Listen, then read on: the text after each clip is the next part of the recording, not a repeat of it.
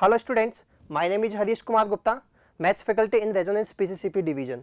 आज हम बात करेंगे एनएमटीसी सब जूनियर पेपर की, जो कि 7th और 8th क्लास वालों के लिए कंडक्ट करवाया जाता है। एएमटीआई इसको कंडक्ट करवाता है। इस पेपर में अगर हम बात करें तो आपके पास टोटल 30 क्वेश्चंस होते हैं। 2 सेक्शन होते हैं आपके पास, जिसमें 2 सेक्शन है, जिसके अंदर 15 क्वेश्चंस हैं। 15 क्वेश्चन यहाँ पे हैं और 15 क्वेश्चन सेकेंड सेक्शन में होते हैं। टोटल 30 क्वेश्चन है। जो फर्स्ट सेक्शन होता है उसके अंदर मार्किंग होती है +1 एंड -1/2। सेकेंड सेक्शन जो होता है उस पर मार्किंग होती है आपकी +1 एंड -1/4। इस टाइप से टोटल 30 मार्क्स का पेपर है। टोटल 30 क्वेश्चन है। पहला सेक्शन ऑब्जेक्टिव होता है, जिसमें सिंगल चॉइस क्वेश्चन होते हैं, और सेकेंड सेक्शन जो होता है आपका वो होता है न्यूमेरिकल वैल्यू वाला सेक्शन, जिसमें आप सोल्व करने पे कोई न्यूमेरिकल वैल्यू आंसर की फॉर्म में आती है, कोई नंबर आंसर की फॉर्म में आता है। ठीक है, तो डिस्कस करना स्टार्ट करते हैं इसको। पहला क्वेश्चन देखते हैं।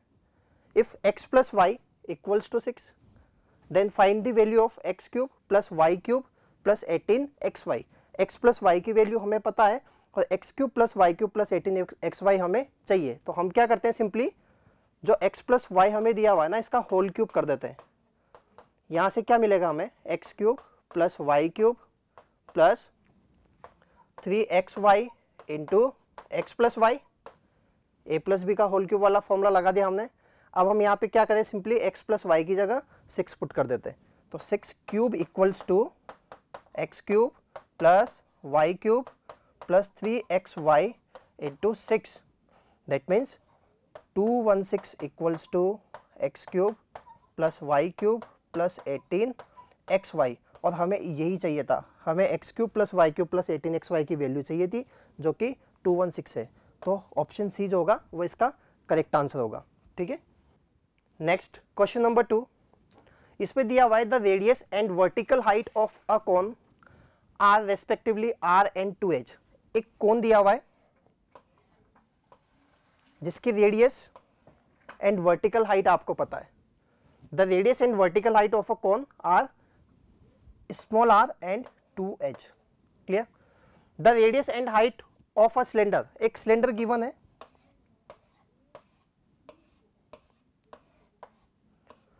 इस सिलेंडर के लिए जो रेडियस है वो 2r है और हाइट कितना है, h। हमें पूछा गया है if v1 and v2 are respectively the volumes of cone and cylinder, then find v1 upon v2। आपसे v1 और v2 का रेशियो पूछा है।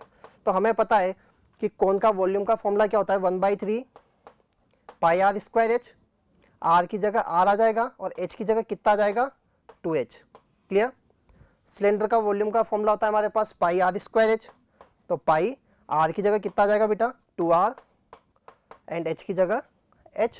अगर इसको सिंप्लीफाई करें तो देखिए पाई से पाई कैंसिल हो जाएगा, h से h कैंसिल हो जाएगा, r स्क्वायर से r स्क्वायर भी कैंसिल हो जाएगा। फाइनली हमारे पास ऊपर क्या बचा, 1/3, एक बचा हुआ है हमारे पास 2, और यहाँ पे देखिए 2 2 जा 4, r स्क्वायर h कैंसिल हो चुका है।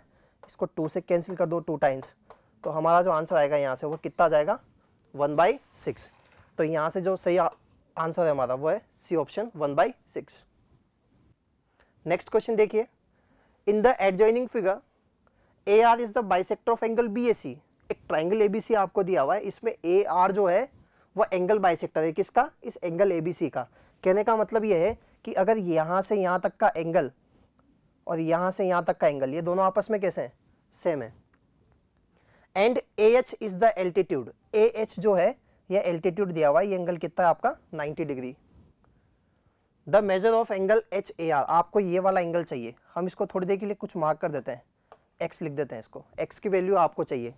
अब एक चीज़ देखिए, अगर ये वाला एंगल 90 डिग्री है और ये वाला एंगल 70 डिग्री है, तो क्या हम ये वाला एंगल फाइंड कर सकते हैं क्या। ये वाला एंगल कितना आ जाएगा हमारे पास, एंगल सम प्रॉपर्टीज है 90 + 70 160, कितना बचेगा, 20 degree.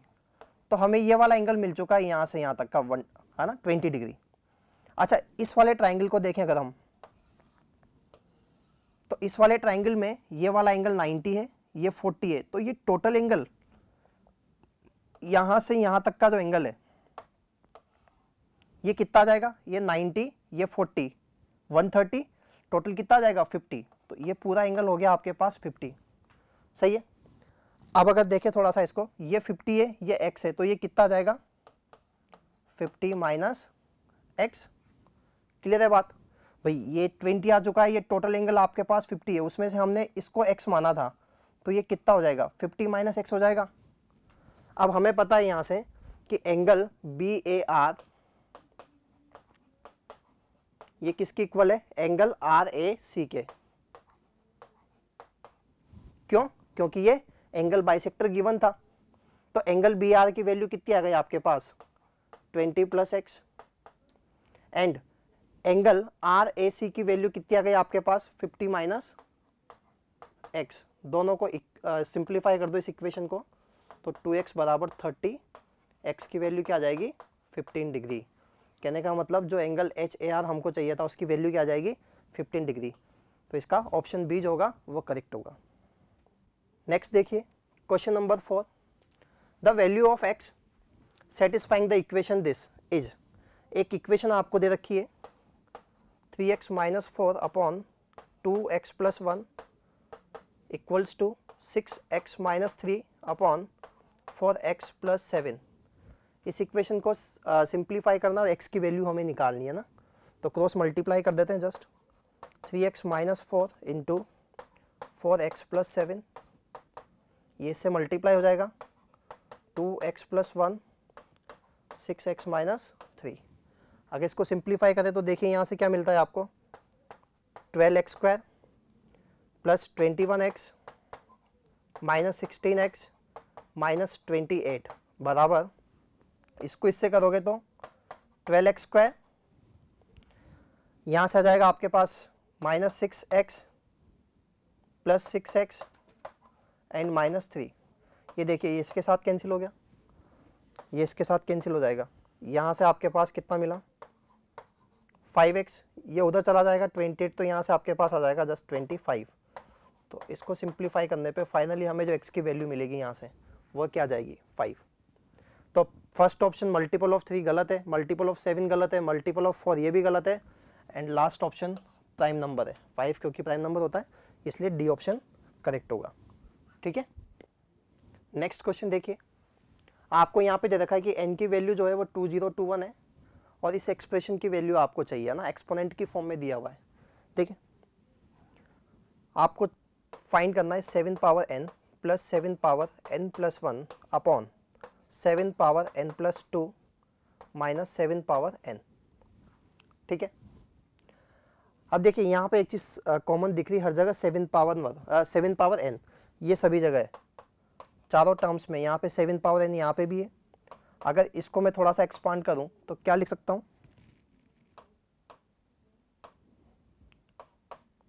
7 power n into 7 power 1, तभी तो पावर से एड होकर n प्लस 1 बन जाएगी यहाँ पे। अच्छा, इसको क्या लिखा जा सकता है? 7 power n into 7 power 2 plus नहीं माइनस 7 पावर n। अब 7 पावर n दोनों जगह कॉमन आ जाएगा क्या? यहाँ से 7 पावर n कॉमन लोगे तो यहाँ से क्या मिलेगा आपको? 1 प्लस 7, और यहाँ 7 पावर n कॉमन लोगे तो क्या मिलेगा? 49 माइनस 1। ये कैंसिल आउट हो जाएगा इसके साथ। फाइनली यहाँ से क्या है आपके पास? 8/48, दैट मीन्स 1/6। तो इसका सही आंसर है वो है 1/6। A option is correct. Next question देखिए, क्वेश्चन नंबर 6।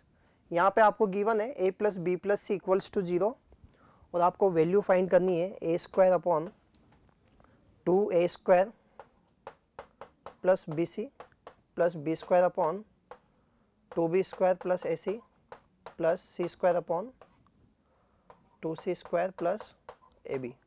अब देखिए a plus B plus c equals to 0 दिया हुआ है, तो एक इन्फॉर्मेशन हमें एडिशनली ये मिल जाती है कि a cube plus b cube plus c cube की वैल्यू क्या हो जाएगी? Thrice of A B c. दूसरी बात, यहाँ पे जो ऑप्शंस दिए हुए न्यूमेरिकल वैल्यू है सारी की सारी, इसका मतलब ये कि इसको सिंप्लीफाई करने पे जो भी आंसर है वो ए बी सी पे डिपेंड ही नहीं करता। अगर चारों में से एक सही है तो डिपेंड नहीं करता। इसका मतलब क्या हुआ कि आप ए बी सी की कोई भी वैल्यू रखो जो a plus B plus c equals to 0 को सेटिस्फाई करती हो, वही सिंप्लीफाई करने पे सेम आंसर देगी। तो एक ऑब्जेक्टिव इसका मेथड ये बन सकता है कि कोई भी आप वैल्यूज़ ले लीजिए ए बी सी की जो a प्लस बी प्लस सी को 0 कर देती है, उसको पुट कर दीजिए, वहाँ से आपके पास सेम आंसर आ जाएगा। या आप ऐसा भी कर सकते हो कि जो टर्म्स आपको दी हुई है इसी को एलसीएम लेके सिंप्लीफाई कर लो, सिंप्लीफाई करने पे भी आपके पास आंसर आ जाएगा। या ऐसे भी कर सकते हैं थोड़ा और कैलकुलेशन को कम करने के लिए हम क्या करते हैं, इस 2a स्क्वायर को लिख देते हैं a square plus a square plus BC। अब मैं क्या करता हूँ, ऐसे ही यहाँ पे b स्क्वायर को लिख देते हैं b square plus b square plus AC। ऐसे c स्क्वायर को लिख देते हैं c स्क्वायर प्लस AB। अब यहाँ से इस a स्क्वायर को ऐसा कैसा रहने दो, इस a स्क्वायर की जगह a इंटू ए जो बचा ना, उस a की जगह रख दो माइनस b माइनस सी। उस a की जगह क्या रख दो, माइनस b माइनस सी प्लस बी सी। सेम ऐसे ही b स्क्वायर अपॉन b को b रहने दो b स्क्वायर में से, और एक जो b बचा उसकी जगह रख दो minus a minus C plus A C. ऐसे लास्ट टर्म में भी c square upon c square plus सी स्क्वायर। c स्क्वायर को क्या लिखे, c इंटू सी, और c को क्या लिख दूंगा, minus a minus b plus a b. अब देखिए एक्चुअल में इससे फ़ायदा क्या हुआ हमें, ये वाली जो टर्म है ना, इसको मैं इधर अलग से सिंप्लीफाई कर लेता हूँ। a square minus A B minus a c plus B c. अगर मैं यहाँ से a कॉमन ले लूँ तो a माइनस बी, यहाँ से c कॉमन ले लूँ माइनस का, तो यहाँ से भी a माइनस बी। कुल मिला के हमारे पास ये जो बना ना, वो है a minus B into A minus C. तो ये टर्म क्या है, थोड़ा सा सिंप्लीफाई हो जाएगी सिमेट्रिक तरीके से, जिसको कैलकुलेट करना आसान होगा। तो अगर इसको फाइनली कैलकुलेट करें तो हमारे पास आ जाएगा a square upon a minus b and a minus C plus b square upon इसको भी कैलकुलेट करेंगे तो देखो यहाँ से b कॉमन लेने पे आपके पास क्या जाएगा, b माइनस है। देख लेते इसको भी, अगर आप यहाँ से b कॉमन ले लोगे तो यहाँ पे आपको क्या मिलेगा, b माइनस है। फिर माइनस c कॉमन ले लो तो फिर से क्या मिल जाएगा, b माइनस है। तो आपको यहाँ से मिलेगा b minus A into B minus C, B minus A B minus C. अब सिमिलरली हम यहाँ लिख सकते हैं कि यहाँ से क्या मिलने वाला, c minus a C minus B. सही है। अब इसको एलसीएम लेके सिंप्लीफाई कर सकते हैं क्या, देखो अगर आप इसका एलसीएम ले लो तो यहाँ से क्या मिलेगा, a minus B B minus C C minus A. इस टाइप से एलसीएम ले लेते हैं। तो अगर आप a माइनस बी हटा दो, c माइनस से हटाओगे तो माइनस में आ जाएगा आपके पास, तो माइनस का a square into B minus C plus यहाँ से b माइनस ए लोगे तो minus a, b minus a हटाओगे तो माइनस बचेगा, सिंपली b माइनस सी हट चुका है। तो यहाँ से भी आपको क्या मिलने वाला है, माइनस। देखिए b माइनस से b माइनस से ये हट जाएगा, b माइनस से हट जाएगा, c माइनस ए बचेगा, तो b square into C minus ए। माइनस के साथ इधर भी c माइनस ए, c माइनस हट जाएगा, और यहाँ से c माइनस बी हटेगा तो माइनस साइन देगा आपको यहाँ पे, तो c square into A minus B. तो अब मल्टीप्लाई करने के बाद ऊपर जो टर्म मिलेगी उसको जब हम फैक्टराइज करेंगे तो हमें यहाँ से मिल जाएगा simply a minus B B minus C and C minus A. जबकि डिनोमिनेटर में भी कितना है, a minus B B minus C and C minus A. ये दोनों कैंसिल आउट होके कितना दे देगी आपको, 1। ठीक है। यहाँ तक तो हमने देख ही लिया। जब आप इसको मल्टीप्लाई करोगे तो मल्टीप्लाई करने के बाद जो टर्म्स बचेगी ना, उसको आप जब फैक्टराइज करते हो तो आपको क्या मिलता है, a minus B B minus C C minus A. दोनों को कैंसिल आउट करके आंसर कितना आ जाएगा इसका, 1। तो इसका सही आंसर जो है वो है बी। नेक्स्ट क्वेश्चन नंबर 7 देखिए। A cuboid has length a। एक क्यूबॉइड गिवन है आपको जिसकी लेंथ कितनी है, a, breadth b and height c. S and v are the total surface area and volume of the cuboid. Then find the value of this expression. आपको दे रखा है कि S जो इसका टोटल सरफेस एरिया है, तो हमें पता है किसी भी क्यूबॉइड का टोटल सरफेस एरिया S कितना होता है, twice of LB plus BH plus HL। यहाँ पे डायमेंशन क्या है, ABC, तो LB एंड H की जगह क्या रख देंगे, AB एंड C, तो twice of AB plus BC plus CA। And volume का फॉर्मूला होता है LBH, तो वहाँ से हम क्या लिखते हैं, ABC। इन दोनों वैल्यूज़ को इसमें रिप्लेस कर देते हैं जस्ट। तो v की जगह जब हम रख देंगे यहाँ पे A B C upon twice of A B plus B C plus C A. इस एक्सप्रेशन को भी सिंप्लीफाई कर देते हैं, एलसीएम ले लेंगे, यहाँ पे कितना आ जाएगा ए बी सी, यहाँ से क्या मिलेगा ऊपर A B plus B C plus C A. ये टर्म इसके साथ कैंसिल आउट हो जाएगी ना, और ये इसके साथ कैंसिल आउट हो जाएगा। तो फाइनली हमारे पास यहाँ से आंसर कितना आ जाएगा 1/2। तो यहाँ से ऑप्शन डी इसका करेक्ट आंसर है। ठीक है बच्चों।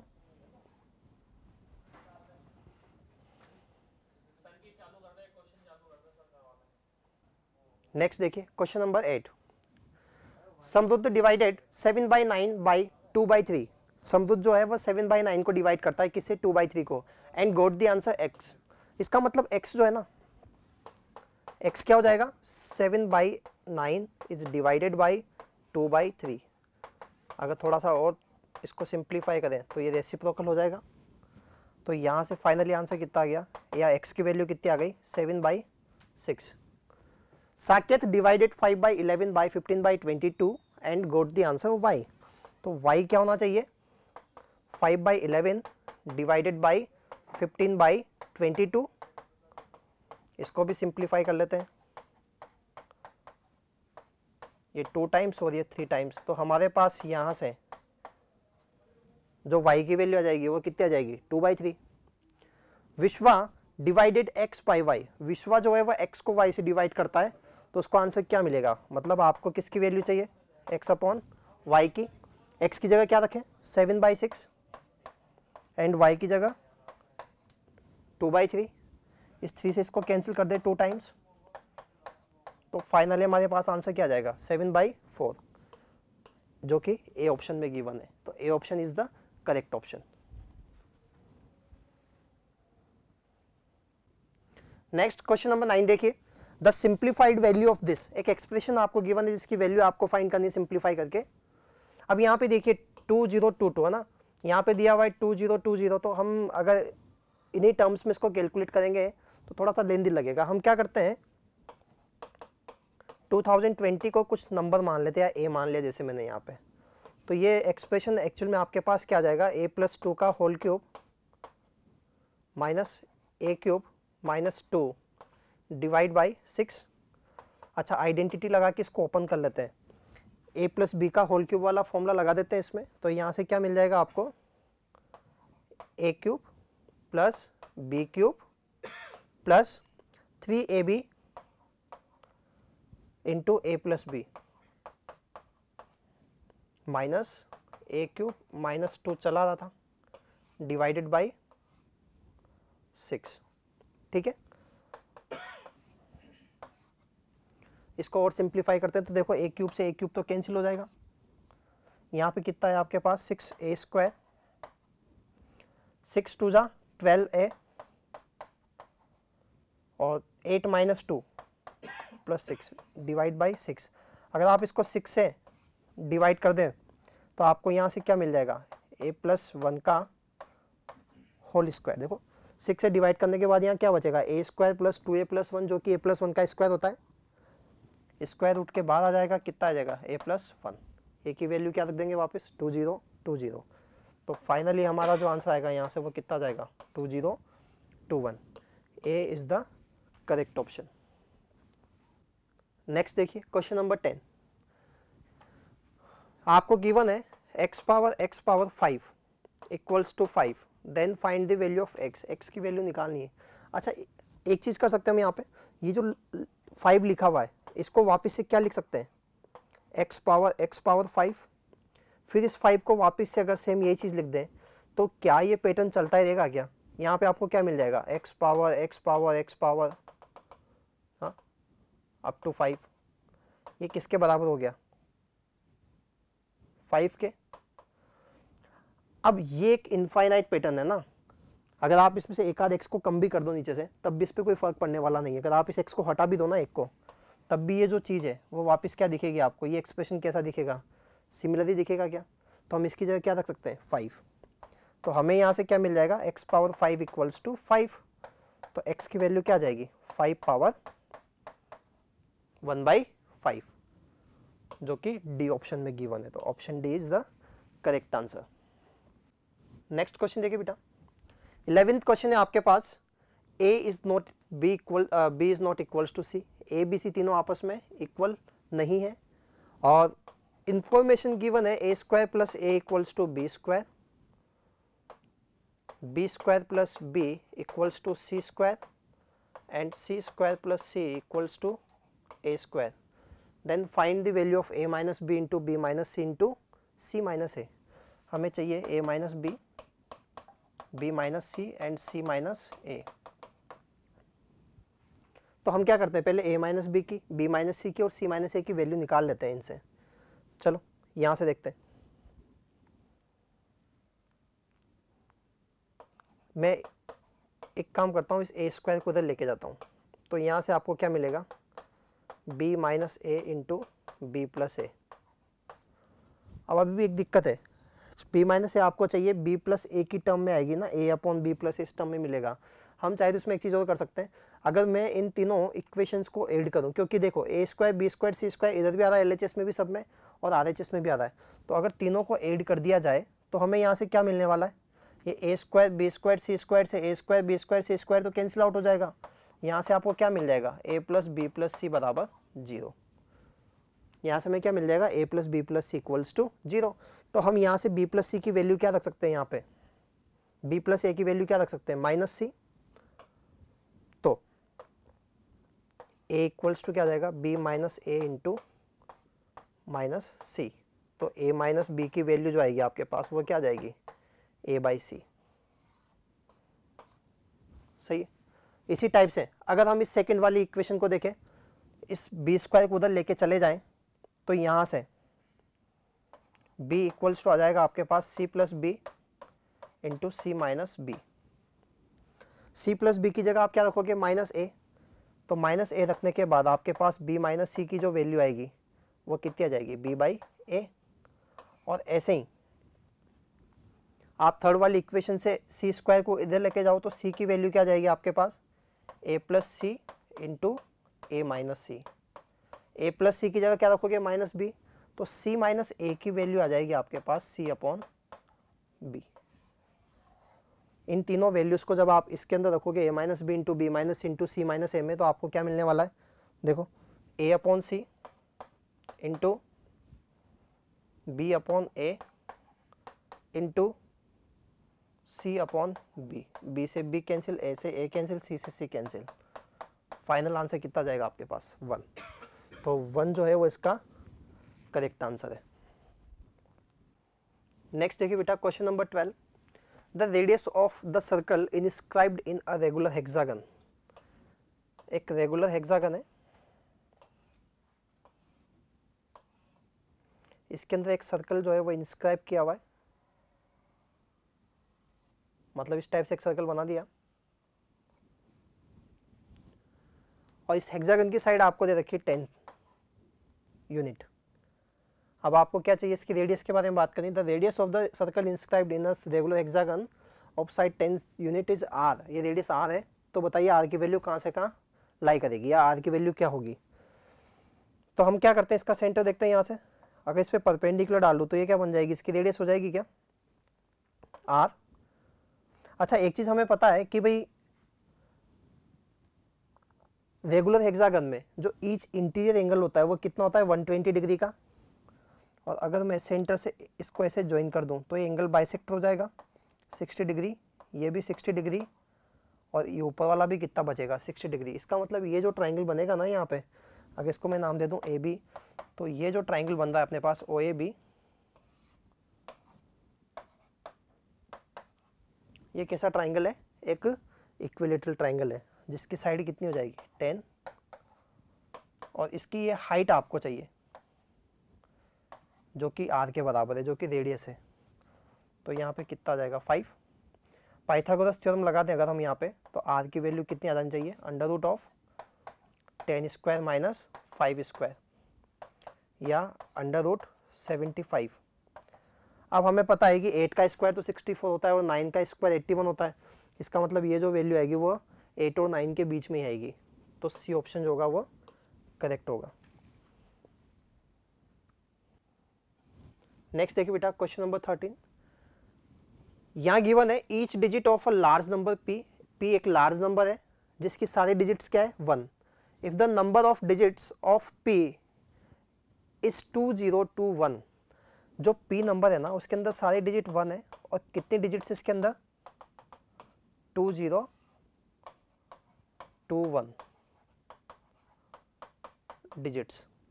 The value of the sum of the digits of the product p into 2021, आपसे पूछा गया है कि p इंटू 2021 प्रोडक्ट की वैल्यू आप निकालो और उसकी जो वैल्यू आएगी उसका डिजिट सम क्या होगा, इस प्रोडक्ट की जो वैल्यू आएगी उसका डिजिट सम क्या होगा। इसका मतलब हमें क्या करना है कि इस इतने बड़े नंबर को किससे मल्टीप्लाई करना है 2021 से। ऐसे तो है नहीं कि इसको मल्टीप्लाई करके हम सीधे सीधे आंसर दे सकेंगे डायरेक्ट। तो हम क्या करते हैं, कोई पैटर्न ढूंढने की कोशिश करते हैं कि जब इस टाइप के नंबर से जिसमें कि सारी डिजिट 1 होती है उससे अगर 2021 को मल्टीप्लाई करें तो कोई पैटर्न बनता है क्या, है ना। तो सबसे पहले हम क्या करते हैं, अगर सिंपली एक ही 1 होता और इसको हम 2021 से मल्टीप्लाई कर रहे होते तो हमें आंसर क्या मिल जाता 2021। अगर डबल 1 होता है यहाँ पे या 11 होता और इसको हम 2021 से मल्टीप्लाई करते तो हमें क्या आंसर मिलता है इसका, इसका आंसर हमें मिल जाता है यहाँ से 22331, 22331 मल्टीप्लाई कर सकते हैं हम लोग।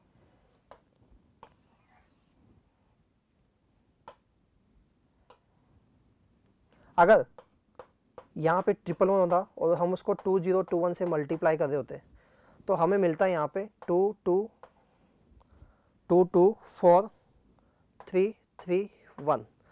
मतलब एक पैटर्न तो हमें यहाँ पे दिख रहा है कि स्टार्टिंग में हमेशा 2 आ रहा है, फिर लास्ट में 1 भी आ रहा है। अब यहाँ से कुछ नया दिखने ये स्टार्ट हुआ है कि 3333 आना स्टार्ट हो गया। चलो आगे एक दो बार और चेक करते हैं इसको। अगर मान लो यहाँ पे 4 बार 1 होता तो मल्टीप्लाई हम कर सकते हैं अलग से इसको, तो इस पे हमें जो आंसर मिलता वो मिलता 2245331। अगर अभी भी क्या है कि हर बार कुछ नया मिलता जा रहा है इसलिए एक पैटर्न ऑब्जर्व नहीं कर पा रहे। अगर यहाँ पे 4 की जगह 5 टाइम्स 1 होता और हम इसको मल्टीप्लाई कर रहे होते हैं, अगर 5 टाइम्स 1 होता और हम इसको मल्टीप्लाई कर रहे होते तो हमें जो आंसर मिलता वो मिलता 224553331। अब जाके एक चीज़ कॉन्स्टेंटली दिखने लगी है कि 224 यहाँ पे भी है, यहाँ पे भी है, 331 लास्ट में यहाँ पे भी है, लेकिन बीच में एक 5 बढ़ गया। अच्छा एक बार वो करके देख लेते हैं, अगर ये पैटर्न चल रहा होगा तो इसी से आंसर निकाल देंगे। इस बार हमने क्या किया है 6 टाइम्स 1 लिया है और जब इसको मल्टीप्लाई किया तो हमें यहाँ पे मिलता है 224555331। तो यहाँ से एक पैटर्न ऑब्जर्व करें अगर हम तो एक पैटर्न दिखता है कि भाई स्टार्टिंग में हमेशा 2 बार 2 आ रहा है, लास्ट में 331 आ रहा है, हर जगह आ रहा है, स्टार्टिंग में 22 हर जगह आ रहा है, यहाँ पे 4 1 टाइम आया, यहाँ पे भी 1 टाइम आया, यहाँ पे भी 1 टाइम आया, तो एक बार 4 आएगा। अब चेंज जो हो रहा है ना वो किस में हो रहा है, केवल इस 5 में। पहले यहाँ पे 1 5 था, फिर 2 5 आए, फिर 3 5 आए। इसका मतलब अगर 6 डिजिट है तो 3 टाइम्स आपके पास 5 है, 3 कम है। अगर ये 7 होता तो 4 टाइम्स होता, तो जितने डिजिट्स हम यहाँ पे लेंगे उससे 3 कम कर देंगे, तो डिजिट सम जो आने वाला है यहाँ पे, डिजिट सम जो आने वाला वो क्या आने वाला है भाई, 2 2 तो फिक्स है, 2 टाइम्स आएगा तो 2 इंटू 2। इसके बाद 4 भी 1 टाइम आने वाला है तो 4 ऐड कर दें। फिर 5 जो है ना जितनी डिजिट है उससे 3 कम टाइम्स आने वाला है ना, तो अपने पास डिजिट्स कितनी है 2021 है, तो इसमें से 3 कम कर दो तो 5 इंटू 2018, उसके बाद 33 और 1 मतलब 7, ये सम आने वाला है। अगर इस सम को ऐड करें टोटल तो कितना आ रहा है यहाँ से 4 + 4 8, 8 + 7 15, 15 तो यहाँ से आ गया आपके पास और यहाँ से आ जाएगा 10,090।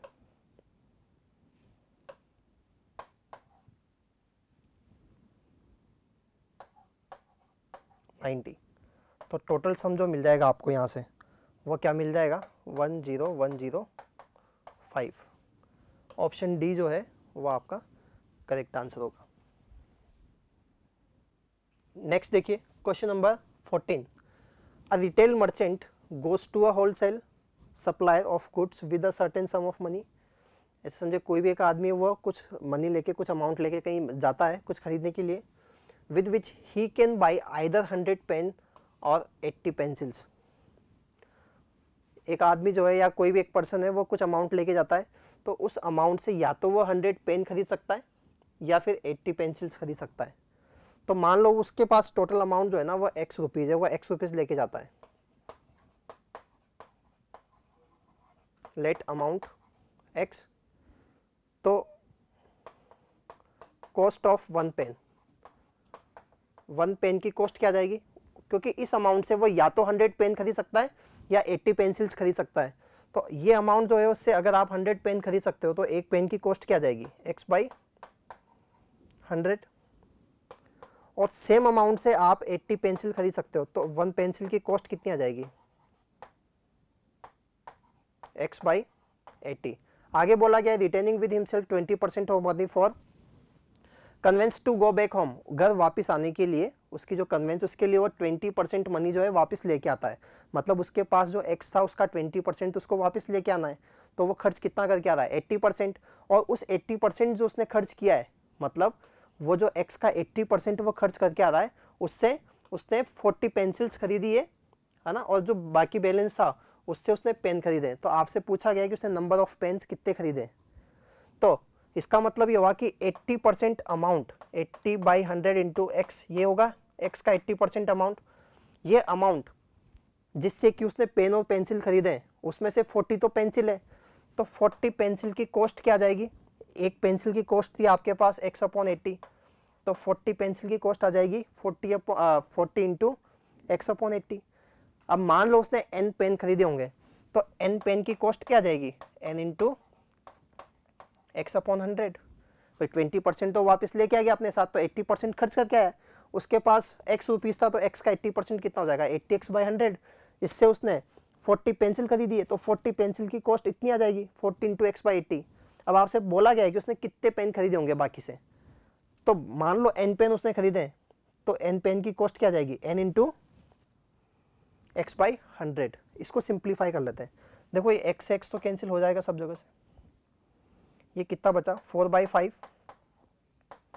ये कितना बचेगा 1/2 प्लस n बाई 100। अगर इसको सिंप्लीफाई करें तो n by 100 equals to 4/5 minus 1/2।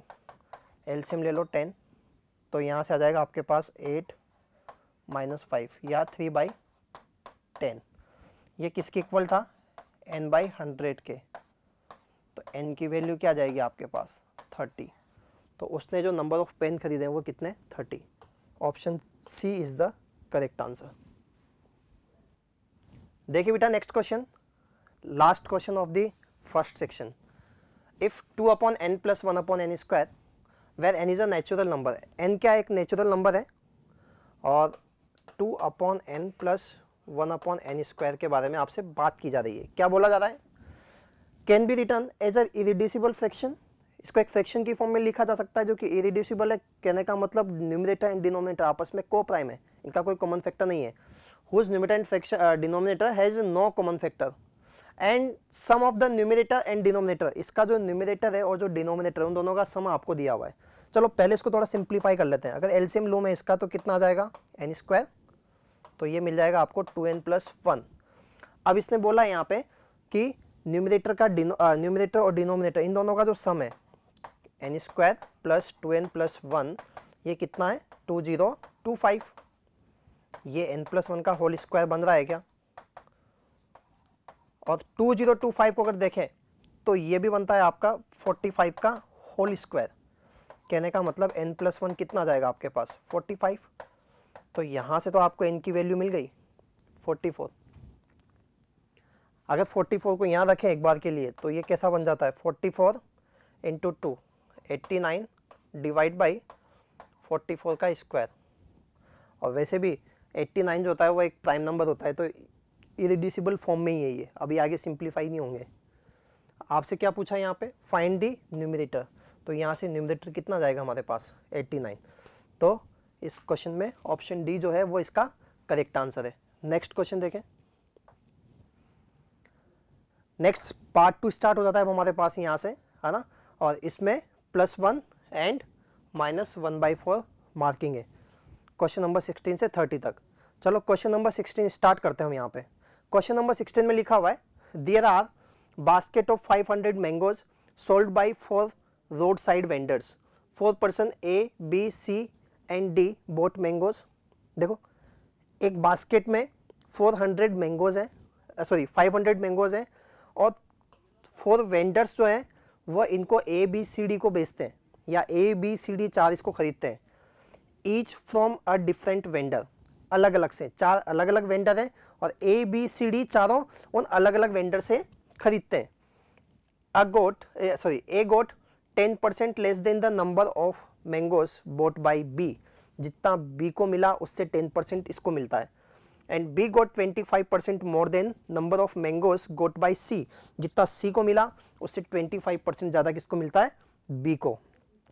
And while C got 20% less than mangoes D's number of mangoes, जो D के नंबर ऑफ मैंगोज है उससे 20% कम किसको मिलता है, C को। अब यहाँ पे बोला गया कि A को 360 मैंगोज मिलते हैं, then D got X% of mangoes in basket, then the value of X। तो सबसे पहले अगर हम सीरीज को देखें तो A को B से इतना मिलता है, B को C से इतना मिलता है, C को D से इतना मिलता है, तो हम स्टार्ट कहाँ से करें, इसको D से स्टार्ट करते हैं। मान लेते हैं कि D के पास नंबर ऑफ मैंगोज कितने हैं, X है, या X पहले से लिखा हुआ है यहाँ पे तो कुछ N मान लेते हैं। Let number of mangoes, let number of mangoes of D, मान लो D के पास कितने मैंगोज हैं, N मैंगोज है, तो C के पास कितना जाएगा। देखो यहाँ पे इसने दिया था C गोट 20 लेस देन D, D के पास जितना है उसका 20% कम, इसका मतलब 80% ऑफ N, 80% ऑफ N ये C के पास है। फिर लास्ट में क्या बोला, अब B के पास चलते हैं। B got 25% more than number of mangoes got by C, C को जितना मिला उसका 25% ज़्यादा, मतलब 125%। B को कितना मिलेगा, 125% ऑफ 80/100 इंटू N। अगर इसको थोड़ा सा सिंप्लीफाई करें हम यहाँ से, तो ये 4 टाइम्स, ये 5 टाइम्स, ये 25 टाइम्स, और ये इसके साथ कैंसिल होकर फाइनली कितना दे देगा, N ही दे देगा। कहने का मतलब D के पास और B के पास नंबर ऑफ मैंगो सेम है। अब बात करें A की, तो A के लिए कितना मिलता है, A got 10% less than the number of mangoes bought by B, जितना B के पास था उसका 10% कम, मतलब 90% ऑफ जितना B के पास है। B के पास कितना है, N, इतना। अब आपको लास्ट में एक इन्फॉर्मेशन दी है उसने कि A के पास 360 मैंगोज है, तो A के पास अगर परसेंटेज वाइज देखें तो कितना आता था, 90/100 इंटू N। तो ये जो 90/100 मैंगोज ऑफ A के लिए अगर हम बात करें यहाँ पे, तो कितना जाएगा, 90/100 इंटू N, ये किसके बराबर है, 360 के। तो इसका मतलब ये हो गया कि N को कितना N की वैल्यू कितनी है, 400 है। N की वैल्यू 400 है, इसका मतलब उसने बात की थी लास्ट में किसके बारे में, D के बारे में। तो D को कितना मिलेगा, D का हमने माना था N, इसका मतलब D को कितने मैंगोज मिलते हैं, 400 मैंगोज मिलते हैं। D को कितने मैंगोज मिलते हैं, 400 मैंगोज मिलते हैं, किसको, D को। अब उसने बोला है कि अगर D को जो नंबर ऑफ मैंगोज मिलते हैं वो बास्केट में जितने होते हैं उसका X% है। बास्केट में कितने थे, 500 थे, 500 में से कितना मिला, 400। तो बोलता है कि कितना परसेंट उसको मिला है, वो X की वैल्यू क्या है, बास्केट में जितना है उसका X% अगर 400 है तो X की वैल्यू क्या है। तो देखो X% ऑफ 500 इक्वल्स टू 400, तो आपको यहाँ से X की वैल्यू क्या मिल जाएगी, 80%। X कितना जाएगा, 80%, क्योंकि D को कितने मैंगोज मिले, 400, बास्केट में कितने थे, 800। उसने यही बोला है कि बास्केट में जितना था उसका X% D को मिलता है, या D को उसका X% D को जो मिल रहा है तो वो x की वैल्यू क्या है, तो यहाँ से हमारे पास x की वैल्यू क्या आ जाएगी 80। ठीक है, चलिए नेक्स्ट क्वेश्चन की तरफ बढ़ते हैं। क्वेश्चन नंबर 17 है the ratio of an interior angle of an interior angle to the exterior angle of a regular polygon is 5:1.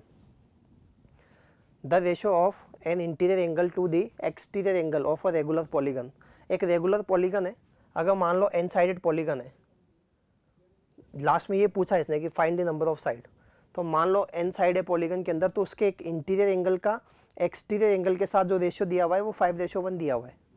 तो late number of side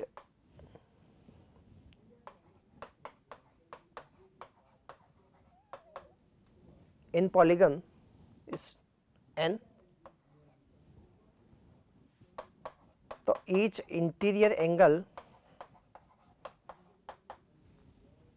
will be equals to n minus 2 into 180 upon n, and exterior angle हमें पता है कि जैसे मान लो कोई polygon बनाया मैंने, तो यहाँ पे ये इंटीरियर है, तो ये कितना होगा एक्सटीरियर होगा, तो एक्सटीरियर एंगल का वैसे फॉर्मूला हमें पता है कितना होता है 360/n, क्योंकि सभी एक्सटीरियर एंगल का सम कितना आता है 360 आता है। अगर n साइड है यहाँ पे तो एक्सटीरियर एंगल कितना आ जाएगा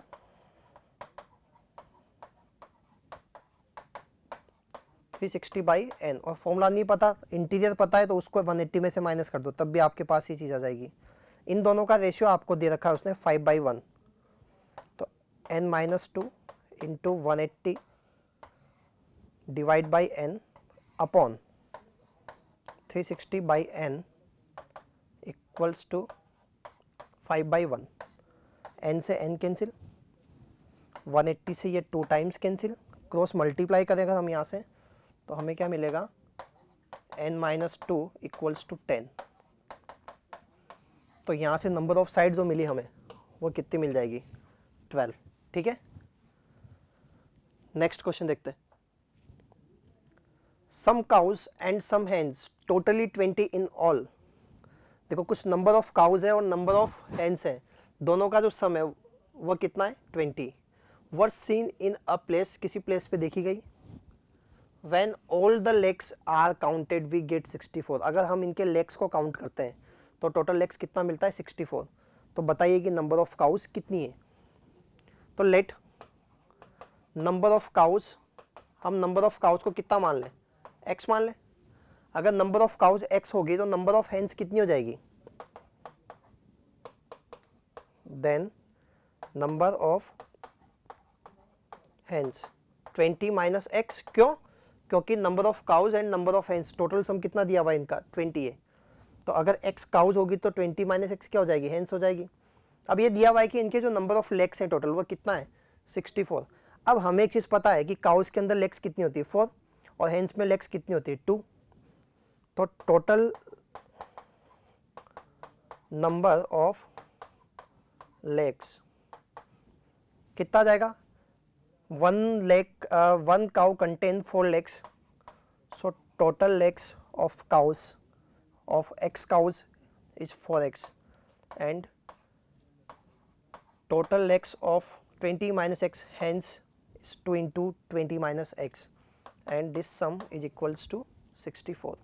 इसको सिंप्लीफाई कर लेते हैं, तो 4x plus 40 minus 2x equals to कितना आ जाएगा 64 आ जाएगा। 2x इक्वल्स टू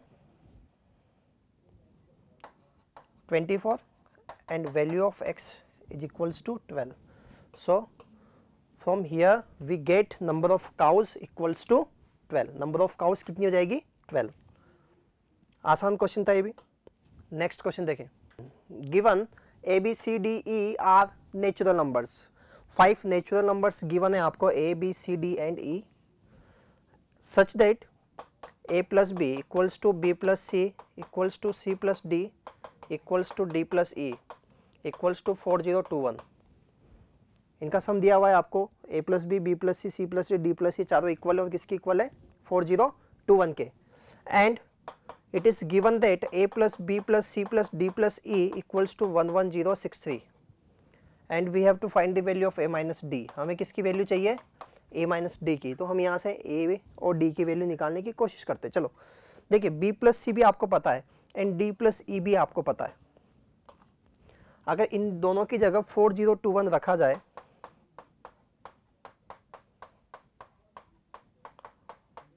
तो हमें यहाँ से a की वैल्यू कितनी मिल जाएगी 3021।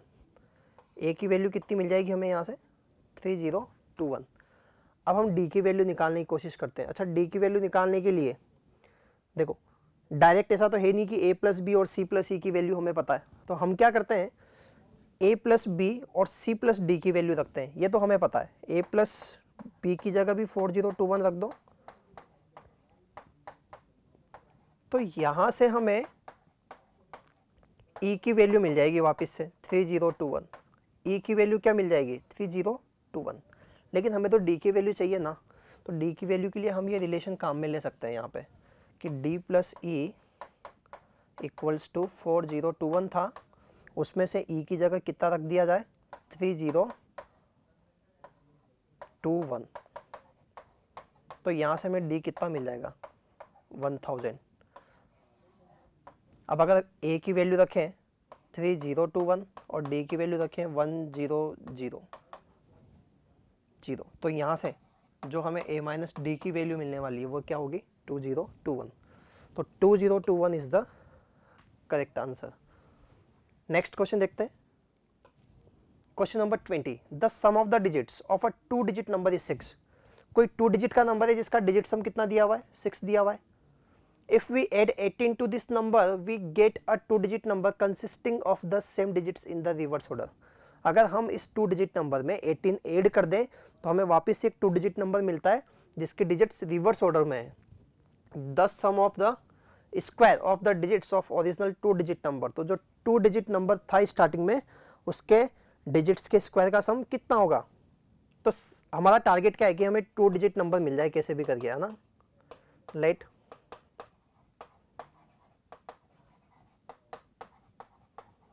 2 digit number is 10a plus b, क्योंकि 2 डिजिट नंबर इसी फॉर्म में होता है जहाँ पे a और b क्या है डिजिट्स है। तो एक चीज़ तो हमें ये मिल गई कि इनका सम a प्लस बी कितना आ रहा है 6। इसको तो इक्वेशन 1 कर देते हैं। फिर आपको क्या बोला गया कि जब आप इस नंबर में 18 ऐड करते हो तो डिजिट्स रिवर्स हो जाती है, मतलब नंबर क्या बन जाएगा 10b प्लस a। इक्वेशन बना लेते हैं इसको सिंप्लीफाई करके थोड़ा सा, तो ये a इधर आ जाएगा तो कितना आ जाएगा 9a माइनस 9b प्लस 18 बराबर 0, या 9 से डिवाइड कर दोगे तो a माइनस बी प्लस 2 बराबर 0। अब आपके पास दो इक्वेशन है जहाँ से आप a और b की वैल्यू निकाल सकते हो। पहला a plus b equals to 6 and second one a minus b equals to minus 2। दोनों को ऐड कर दो तो 2a की वैल्यू आ जाएगी 4, a की वैल्यू क्या आ जाएगी आपके पास 2, और a की वैल्यू 2 रखोगे तो b की वैल्यू क्या आ जाएगी 4। तो ऐसा करने से आपको a और b मिल जाएगा, और a और b क्या है इस नंबर की डिजिट्स है। आपको इस डिजिट्स के स्क्वायर का सम ही तो चाहिए। आपको क्या चाहिए a square plus b square, 2 square plus 4 square, तो 16 प्लस 4 कितना आ जाएगा 20। तो 20 is the correct answer. Next question number 21 देखते हैं। हाँ 21 देखते हैं। The 4 natural numbers n, m, n minus m and n plus m where n is greater than m all are primes, then find the least numerical value of the sum of these prime numbers। इन पांचों prime जो 4 prime number आपको given है इनका सम कितना होगा, least सम कितना होगा। तो चलो एक चीज़ देखो यहाँ पे n, m, n minus m and n plus m। जरा एक चीज़ देखो, ये भी एक प्राइम नंबर है, m भी एक प्राइम नंबर है, n माइनस m भी एक प्राइम नंबर है, और n प्लस m भी एक प्राइम नंबर है। अब आप n और m दोनों की वैल्यू को ओड प्राइम नंबर ले लेते हो। भाई प्राइम नंबर की जब भी आप बात करते हो ना तो या तो सारे प्राइम होते हैं, सारे प्राइम नंबर क्या होते हैं ओड होते हैं, केवल 2 को छोड़ के। एकमात्र 2 ऐसा नंबर है जो कि प्राइम भी और इवन भी है। तो n और m में पॉसिबिलिटी क्या बनती है कि या तो ये दोनों ओड नंबर हो जाए, या एक इवन नंबर हो जाए, एक ओड नंबर हो जाए। अगर ये दोनों ओड नंबर होते तो n माइनस एम कैसा होता, इवन होता, और n प्लस एम भी कैसा होता, इवन होता। अब दो डिफरेंट इवन नंबर तो प्राइम नहीं हो सकते, इसका मतलब ये वाला केस तो नहीं है। इसका मतलब एक चीज़ कंफर्म हो गई कि n और m में से एक नंबर पक्का 2 होगा। n जो है वो बड़ा है m से, इसका मतलब छोटा वाला नंबर जो होगा ना वो इवन है।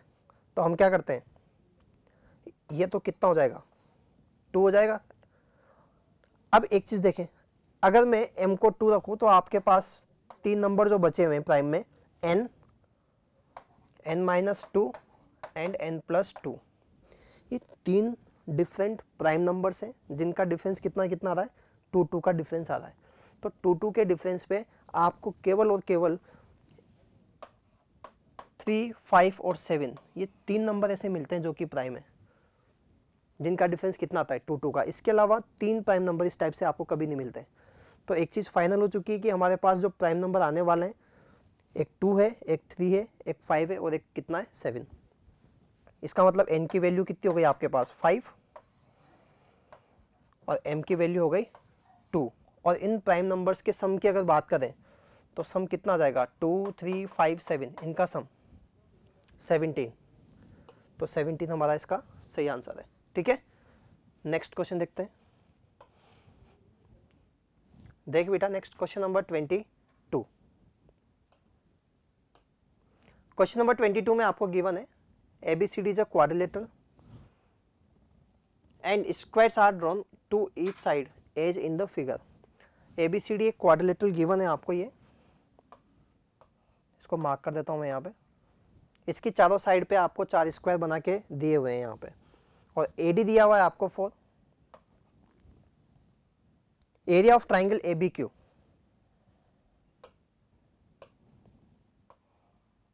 ये ट्राइंगल ABQ जो है इसका एरिया दे रखा है आपको 18 यूनिट स्क्वायर।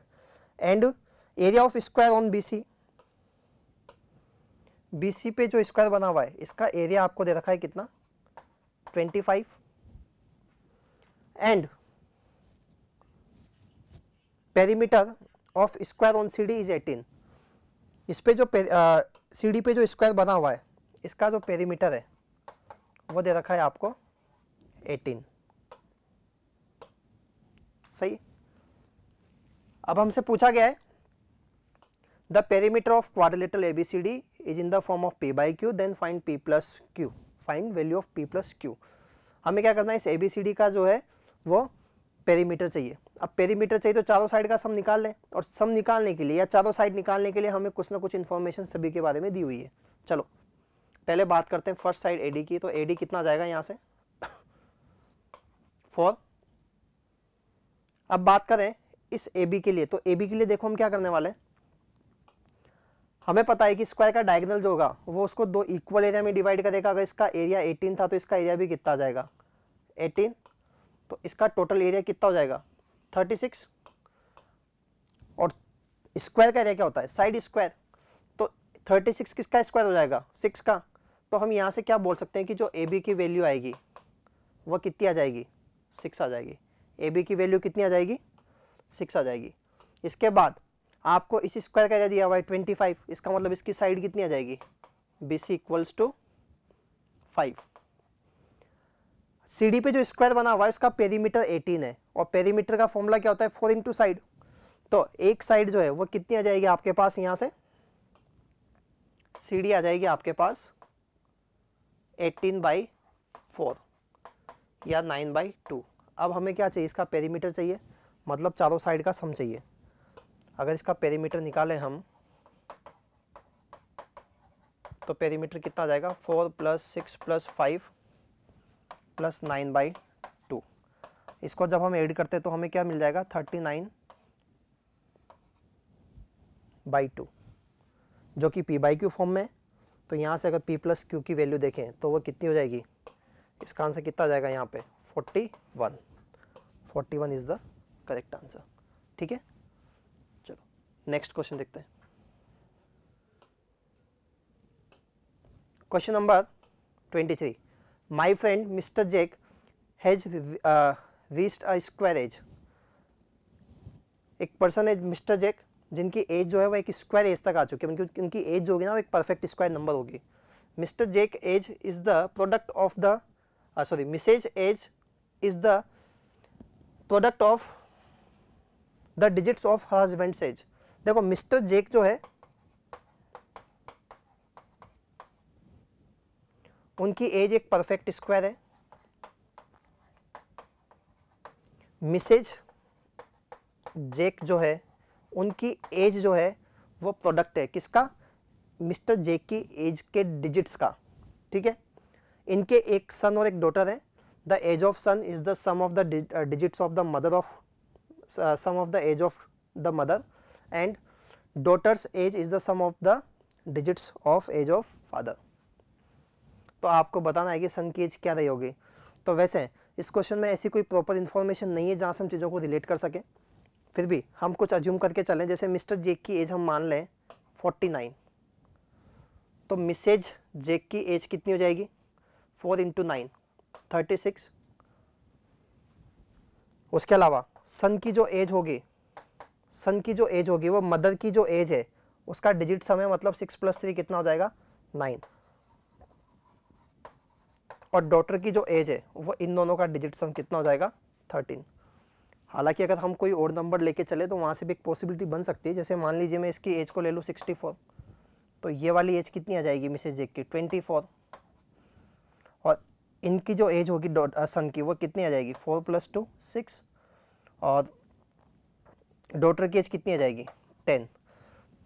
तो आप इसमें एक ऐसे सोच सकते हो कि भाई अगर मिस्टर जेक की एज 64 है और मिसेज जेक की एज 24 है तो थोड़ा सा मैच होता हुआ कम दिखाई देता है। तो बेस्ट ऑप्शन के तौर पे अगर हम बात करें तो इसका आंसर 14 ये ले सकते हैं 9, क्योंकि आपसे सन की एज पूछी है ना, तो उसको क्या ले सकते हैं 9, ठीक है। Next question, question number 24। देखिए 24 में गिवन है the length of the sides of a triangle in centimetres are consecutive integers. एक ट्राइंगल है जिसकी साइड जो है सेंटीमीटर्स में गिवन है और कॉन्जिक्यूटिव इंटीजर्स है, मतलब अगर एक साइड आप a मानो तो दूसरी क्या हो जाएगी a+1 और नेक्स्ट क्या हो जाएगी a+2। आगे गिवन है the length of the shortest side, जो सबसे छोटी साइड है जिसको मैंने लिया है a, इज 25% ऑफ पेरीमीटर। ये 25% है किसका, पेरीमीटर का। अच्छा इसका पेरीमीटर अगर निकालें यहाँ से तो तीनों साइड का सम कितना जाएगा 3a + 3। इसको सोल्व कर लेते हैं, 25/100 × 3a + 3, 25 से कैंसिल हो जाएगा 4 टाइम्स, तो 4a = 3a + 3। a की वैल्यू क्या जाएगी आपके पास 3। देन एरिया ऑफ ट्राइंगल, इस ट्राइंगल का एरिया कितना होगा। अब एक बात बताइए, अगर ये वाली साइड 3 है तो ये कितनी हो जाएगी 4, और ये कितनी हो जाएगी 5। अब 3 4 5 से कौन सा ट्राइंगल बनता है, एक राइट ट्राइंगल बनता है जिसका एरिया हम क्या बोल सकते हैं, half into base into height से हाफ इंटू 4 × 3, जो कि कितना हो जाएगा 6। तो ये जो ट्राइंगल हमें मिलने वाला है इसका एरिया कितना जाएगा 6।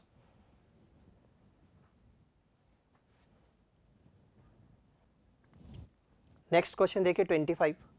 अमन list some four positive integers. Aman क्या करता है, 4 पॉजिटिव इंटीजर्स को लिखता है इन सम ऑर्डर, एक ऑर्डर में, such that 1 more then the first. मान लो पहला नंबर उसने लिया a, तो उसमें 1 ज़्यादा, 1 more then the first, 2 less then the second. Second number अगर 2 है तो उसमें से लेस देन 2 मतलब -2 कर दे, 3 times the third. Third number अगर c है तो 3 times the c, and 1/4 of the last. अगर लास्ट नंबर d है तो d/4। Are all the same, सारे नंबर्स आपस में कैसे इक्वल है। अमन क्या करता है, 4 नंबर लेता है ABCD। अब हम उसमें क्या दे, उसके बारे में क्या दिया हुआ है कि फर्स्ट में से 1 more than the first, 2 less than the second, 3 times the third, and 1/4 of the last और D। All the are same. If sum of the all 4 number, इन चारों का सम a + b + c + d, ये कितना दिया हुआ है 58। Then find the largest number, इनमें सबसे बड़ा नंबर क्या होगा। जब भी इस टाइप का क्वेश्चन आए, जब कुछ टर्म्स इक्वल्स में दी हो, तो आप बेटर होता है कि उसको किसी एक कांस्टेंट के बराबर मान लो, ताकि आप उसके रेस्पेक्ट में सबकी बात कर सकें। तो यहाँ से अगर आप जब इसको इसके इक्वल करोगे तो a की जगह क्या लिख सकते हो, k-1। जब b-2 को k के बराबर करोगे तो यहाँ से b की वैल्यू क्या लिखेंगे, k+2, c की वैल्यू क्या लिखेंगे, k/3 एंड d की वैल्यू क्या लिखेंगे, 4k। ये किसके इक्वल आ जाएगा, 58 के। इसको सिंप्लीफाई कर लेते हैं, देखो 6k + 1, क्योंकि इन दोनों का सम कितना आ जाएगा 1, प्लस k/3 इक्वल्स टू 58। तो यहाँ से आपको मिल जाएगा 19k/3 इक्वल्स टू 57। तो k की वैल्यू कितनी आ गई आपके पास, 9। यहाँ से आपको k की वैल्यू मिल जाती है 9। जब आपको k की वैल्यू मिल जाती है तो ABCD की वैल्यू भी मिल जाएगी। जब k को 9 रखोगे तो a कितना जाएगा 8, ये कितना हो जाएगा 11, ये 3 और ये कितना हो जाएगा 36। तो इनमें जो सबसे बड़ा वाला नंबर, जो लार्जेस्ट नंबर है, वो कितना हो जाएगा D, जिसकी वैल्यू कितनी हो जाएगी 36। ठीक है, नेक्स्ट क्वेश्चन देखते हैं। Question number 26। इसमें गिवन है आपको, in the adjoining figure the radius of the largest circle is 2। एक बड़ा वाला सर्कल दिया हुआ है आपको ये इस टाइप से, इसका रेडियस कितना दिया हुआ है 2, and the radius of the each of the 3 equal circle is 1।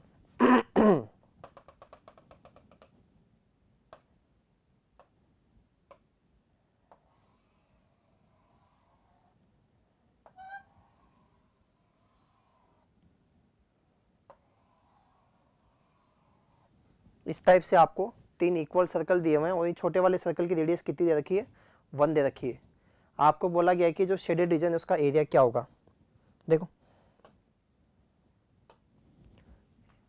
Shaded region आपको दिया हुआ है ये वाला, तो इस शेडेड रीजन को फाइंड करने के लिए हम क्या करें, इस बड़े वाले सर्कल का एरिया निकालें, है ना। बड़े वाले सर्कल का एरिया निकाल के क्या करें, इसको माइनस कर दे जो अनशेडेड पार्ट है। देखो यहाँ पे लिखा हुआ है the radius of the largest circle is 2, बड़े वाले सर्कल की रेडियस 2 है, एंड छोटे radius of each smaller circle is 1। The middle most circle is the concentric with the largest 1। जो डायग्राम इसमें जो ये मिडिल वाला सर्कल है ना, ये बड़े वाले सर्कल के साथ कॉन्सेंट्रिक है। The area of the shaded portion is this. Shaded portion का एरिया इतना दिया हुआ है, तो इसमें से आपको एक ही वैल्यू बतानी है। कुल मिला के अपने को शेडेड पोर्शन का एरिया निकालना है। तो हम क्या करते हैं, जो तीनों सर्कल से मिलके जो एरिया बना हुआ है ना, इसको निकालने की कोशिश करते हैं। तो इसके अंदर देखिए हम क्या करें, सबसे पहले इस सर्कल का एरिया निकालें। सबसे पहले हम क्या करें, इन दोनों सर्कल का एरिया निकाल के ऐड कर देते हैं, और इसका भी अगर एरिया निकाल के ऐड कर दें। चलो तीनों का एरिया निकाल के ऐड कर दें। अगर तीनों का एरिया निकाल के ऐड करोगे तो इसमें दिक्कत क्या आ रही है कि ये वाला जो पोर्शन है ना, इसको मैं डिफरेंट कलर से मार्क कर देता हूँ। ये वाला जो पोर्शन है, ये वाला पोर्शन 2 बार काउंट हो जाएगा। एक बार तो इस मिडिल सर्कल के साथ काउंट हो जाएगा, एक बार ये वाला पोर्शन इस सर्कल के साथ, और ये वाला पोर्शन इधर वाले सर्कल के साथ काउंट हो जाएगा। तो इस वाले पोर्शन को एक ही बार काउंट करना है, 2 बार काउंट नहीं करना है हमें। तो हम क्या करते हैं, तीनों सर्कल का एरिया निकाल के इस वाले पोर्शन का एरिया एक बार माइनस कर देते हैं। इस वाले पोर्शन का एरिया एक बार माइनस कर देते हैं। अब इस वाले पोर्शन का एरिया निकालें कैसे, उसके लिए बात करते हैं। देखो अगर हम बात करें इस वाले पोर्शन की, तो मैं क्या करता हूं, इसमें ऐसे एक लाइन बना देता हूं और इस वाले के साथ इसको ज्वाइन कर दूं। सही है। जब आप इसको इसके साथ ज्वाइन कर देते हैं तो ये रेडियस के बराबर है 1 के बराबर, है ना। ये रेडियस कितना हो जाएगा 1। अच्छा ये वाला रेडियस भी कितना है 1, और ये वाला रेडियस भी कितना है 1। तो ये जो ट्राइंगल बन रहा है अंदर, वो इक्विलेटरल ट्राइंगल है क्या। इसका मतलब ये वाला एंगल कितना आ जाएगा 60 डिग्री, और ये वाला एंगल भी कितना आ जाएगा 60 डिग्री। अगर मैं पर्टिकुलर इसी पोर्शन की बात करूँ आपसे, तो इस वाले पोर्शन में ये इस टाइप से एक इक्विलेटरल ट्राइंगल बनता है, जहाँ से हमें पता लगता है कि ये वाला एंगल 60 है, तो ये वाला एंगल भी कितना हो जाएगा, 60 हो जाएगा, तो 120 हो जाएगा। तो अगर हम बात करें कुछ इस फिगर के बारे में, रेडियस 1 है, तो क्या ये वाला जो पार्ट है वो एक सेगमेंट की तरह काम करेगा इसमें? ये वाला पार्ट जो है वो किसकी तरह काम करने वाला है? यहाँ से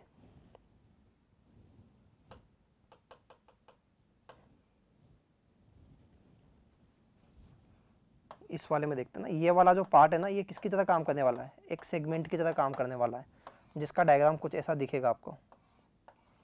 ये रेडियस 1 and 1, एंगल कितना आ जाएगा, 120 डिग्री, और ये बन गया एक सेगमेंट।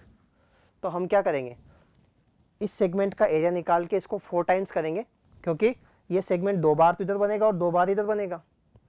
तो तीनों सर्कल का एरिया सबसे पहले निकालेंगे, तीनों सर्कल के एरिया का सम करके उसमें से ये वाला सेक्शन माइनस करने के लिए एक सेगमेंट का एरिया निकाल के 4 टाइम्स मल्टीप्लाई करेंगे, फिर उसको माइनस करेंगे। चलो इसको लिखना शुरू करते हैं एक बार।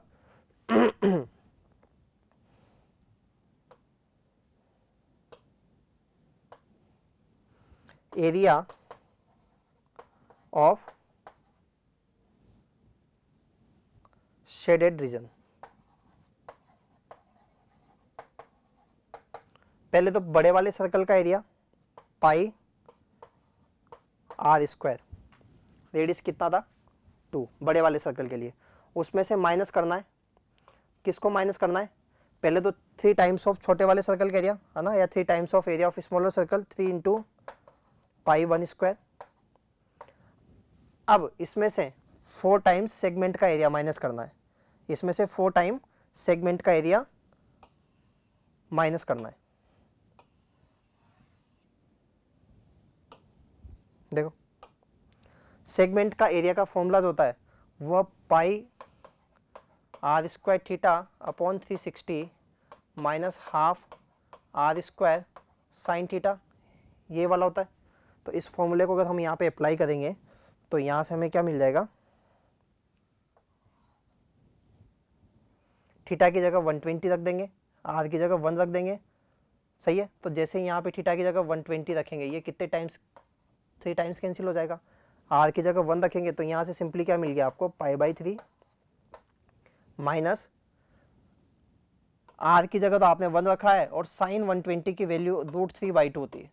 साइन 120 कितना होता है, √3/2, तो ये कितना आ जाएगा, √3/4। तो ये हमारे पास अनशेडेड रीजन है। इसको कैलकुलेट अगर हम करते हैं यहाँ से तो देखो यहाँ से हमें मिलेगा 4 pi minus 3 pi minus 4 pi by 3 plus 4 से 4 कैंसिल हो गए, कितना जाएगा, √3।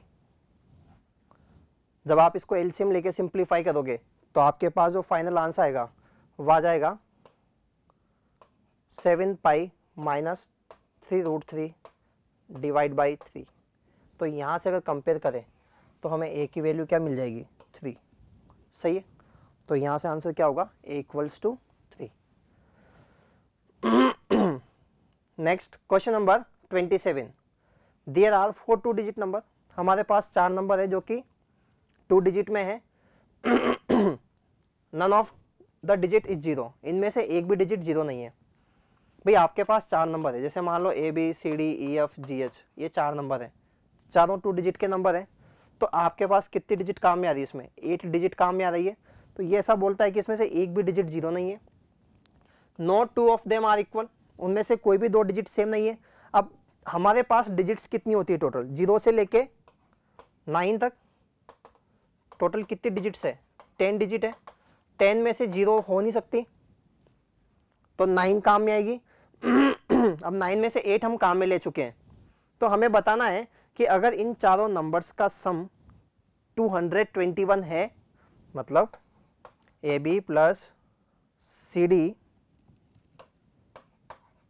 प्लस EF प्लस GH, अगर ये सम 221 है तो जो डिजिट आपने लेफ्ट की, जिस डिजिट को आपने काम में नहीं लिया, वो डिजिट क्या होगी।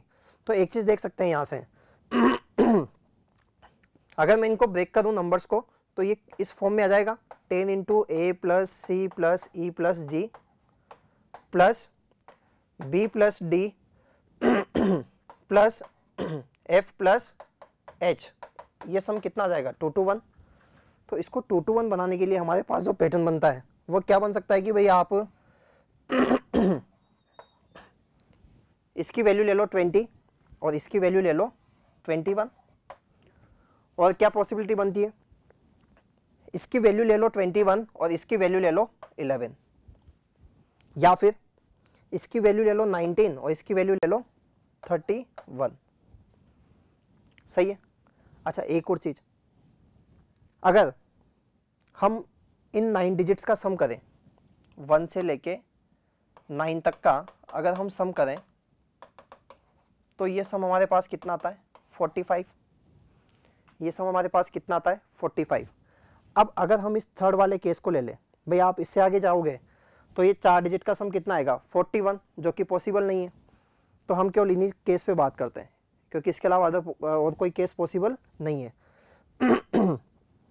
तो अगर हम चारों हम इन 8 डिजिट का सम करें तो ये सम जो है वो 45 से कम आना चाहिए, क्योंकि 9 डिजिट का सम जब 45 है और उसमें से एक डिजिट आपने हटा रखी है तो ये जो सम मिलने वाला है वो 45 से तो कम होना चाहिए। चलो पहला केस लेते हैं। अगर इस केस में मैं बात करूं तो सम कितना आ रहा है इनका 31 प्लस 19 40 आ रहा है। अच्छा सम 40 आ रहा है सम 40 आ रहा है। तो एक केस पॉसिबल है कि अगर आप यहाँ से 5 को काम में नहीं लो ना तो ये सम 40 इस टाइप से बन सकता है, 40 सम आ सकता है अगर आप इसमें से 5 को हटा दो। लेकिन ये देखो कि क्या 4 डिजिट का सम आप 31 ला सकते हो क्या? सम को अगर आपको 31 लाना है, मैक्स बनाना है, तो आप क्या कर सकते हो, एक को 9 ले लो, 8 ले लो, 7 ले लो और 6 ले लो। और इस कंडीशन में अगर आप सम देखते हो तो कितना आ रहा है 17 प्लस 13 30। अगर आप चारों मैक्सिमम डिजिट्स ले लेते हो, सबसे बड़ी वाली डिजिट को काम में ले लेते हो यहाँ पे, तब भी ये सम मैक्सिमम कितना आ सकता है 30 आ सकता है। तो 31 तो ये सम पॉसिबल ही नहीं हुआ। इसका मतलब ये वाला ऑप्शन कैंसिल हो गया। अगर आप सबसे छोटी वाली डिजिट की बात करो, अगर आप 11 लाना चाहते हो ये सम, तो आपको सबसे छोटी वाली डिजिट काम में लेनी पड़ेगी। अगर आप सबसे छोटी वाली डिजिट काम में ले लेते हो तब भी आप क्या ले सकते हो 1 प्लस 2 प्लस 3 प्लस 4। अगर आप ऐसा मान के चलते हो तो आपको जो सम मिलेगा यहाँ पे वो कितना मिलेगा 4 3 7 2 9 1 10, तब भी 10 ही मिलता है। अच्छा अगर आपको 4 डिजिट का सम 11 बनाना है, अगर आप क्या चाहते हो कि सम क्या बन जाए 11 बन जाए, तब आपको क्या करना पड़ेगा, इस 4 की जगह 5 लेना पड़ेगा। या फिर एक चीज ऐसे देखो कि यहाँ पे अगर आप डिजिट सम देखो तो इन 8 डिजिट का सम कितना आ रहा है 32। 8 डिजिट का सम कितना आ रहा है 32, जबकि 9 डिजिट्स का सम कितना है 45। अगर आप 45 में से सबसे बड़ी वाली डिजिट 9 को भी माइनस कर दो तब भी ये 32 नहीं बनता। इसका मतलब ये जो सम आ रहा है 32 ये भी पॉसिबल नहीं है, क्योंकि यहाँ से 8 डिजिट का सम आपको क्या मिल रहा है 32, और जब 9 डिजिट का सम 45 है तो आप 8 डिजिट का सम 32 ला ही नहीं सकते, क्योंकि आप जब मैक्सिमम माइनस कर दोगे ना तब भी 36 बन रहा है यहाँ पे। तो फिर एकमात्र पॉसिबिलिटी बनती है कि इन चारों नंबर का सम कितना आ जाए 20 आ जाए, और इन चारों नंबर का सम कितना आ जाए 21 आ जाए। तो इस टाइप से 8 नंबर्स का सम कितना हो गया 41, जबकि 9 का सम कितना था 45। तो आप जिस डिजिट को काम में नहीं लोगे वो क्या होगी 4। भाई 9 का सम 45 आता है, जबकि इन 8 का सम कितना आ रहा है 41 ही आ रहा है। तो एक डिजिट आपको हटाइए ना, उसका सम क्या मिलेगा वो 4 मिलेगा। तो जो डिजिट आपने हटाई एक्सक्लूड की है वो क्या होगी 4। ठीक है, तो 4 इसका सही आंसर है। नेक्स्ट देखिए बेटा क्वेश्चन नंबर 28 एक आसान क्वेश्चन इसमें दिया हुआ है ABC are natural numbers, ABC natural number है और a plus 1 upon B plus 1 upon C, इसकी वैल्यू दे रखी है 37/16। हम क्या करते हैं इस 37/16 को इस फॉर्म में ब्रेक करने की कोशिश करते हैं। इसको मिक्स फ्रैक्शन में अगर हम चेंज करें तो ये आपको क्या मिल जाएगा 2 प्लस 5/16। अभी भी ऐसा नहीं दिख रहा। अब हम क्या करते हैं इस 5 को इधर लेके आ जाते हैं नीचे, तो कितना आ जाएगा 16/5, क्योंकि ये a प्लस 1 बाई समथिंग लिखा हुआ है, अब 2 प्लस 1 बाई समथिंग आ चुका है, इसको फिर मिक्स फ्रैक्शन में चेंज कर दो, तो यहाँ से क्या मिल जाएगा 2 प्लस 1 बाई 3 प्लस 1 बाई 5। अब फाइनली ये इस फॉर्म में आ चुका है। अगर अब हम इससे कंपेयर करें तो हमें यहाँ से a की वैल्यू क्या मिलेगी 2, b की वैल्यू 3 एंड c की वैल्यू 5। इनका सम आपसे पूछा गया है, तो सम कितना आ जाएगा a plus B plus c 10। 10 is the correct answer. Next question देखते हैं, question number 29। Given that a B c are real number such that, a B c 3 numbers आपको दिए हुए हैं, ए और बी का डिफरेंस दिया हुआ है आपको 8 और a B plus C square plus 16 ये दिया हुआ है 0। अब आपको बोला गया है find the numerical value of a power 2021, b power 2021 and c power 2021। तो चलो ए बी सी की वैल्यू निकालने की कोशिश करते हैं। हम क्या करते हैं, देखो यहाँ से ए की वैल्यू को इसमें रिप्लेस कर दे। ए की वैल्यू क्या रखी जा सकती है 8 plus B into B plus सी स्क्वायर प्लस 16 बराबर 0। तो 8b plus B square plus C square plus 16 equals to 0। अगर ध्यान से देखें इस चीज़ में तो B square plus 8b plus 16,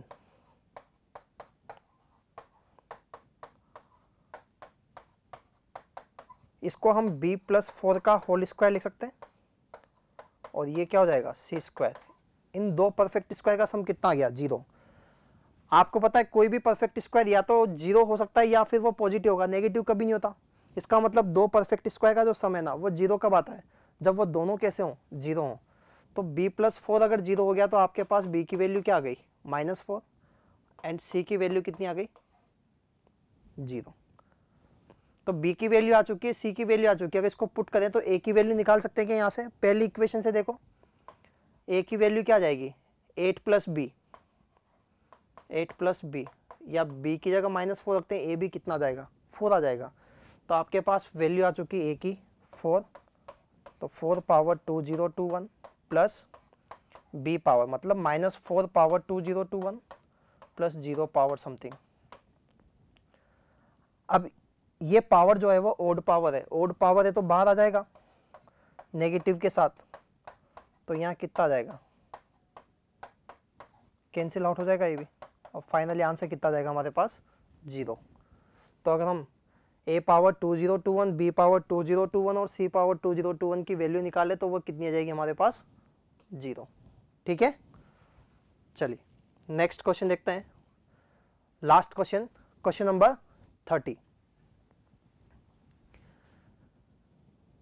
given है the value of this expression is given to be 1। ये एक्सप्रेशन जो है ना वो 1 के इक्वल है, तो आपको यहाँ से a की वैल्यू फाइंड करनी है। ठीक है, चलो इस एक्सप्रेशन को सिंप्लीफाई करते हैं।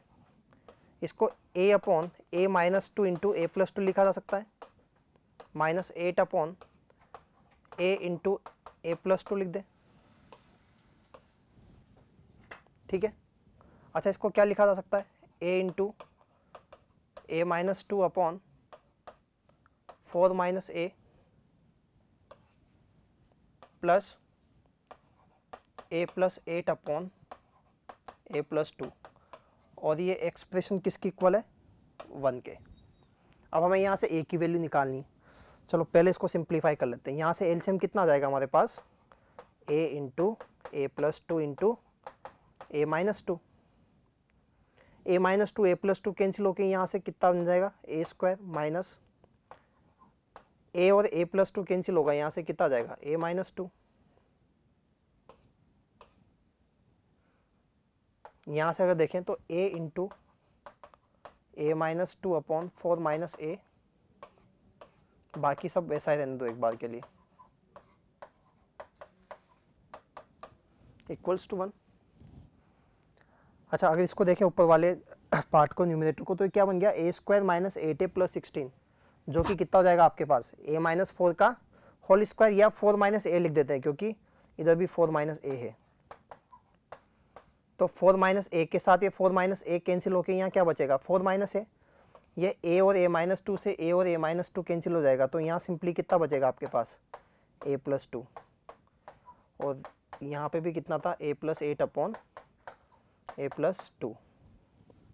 ठीक है, a + 2 दोनों में कॉमन है, तो a से a कैंसिल होके ऊपर कितना आ जाएगा बेटा, 12 अपॉन a + 2 = 1। तो फाइनली यहाँ से a + 2 कितना मिल गया आपको, 12, और a की वैल्यू क्या आ जाएगी, 10। आपको a की वैल्यू चाहिए थी यहाँ पे, तो a की वैल्यू क्या होगी हमारे पास, 10। तो इस टाइप से हमने क्वेश्चन नंबर 1 से लेके 30 तक सारे सॉल्यूशन देखे। Thank you.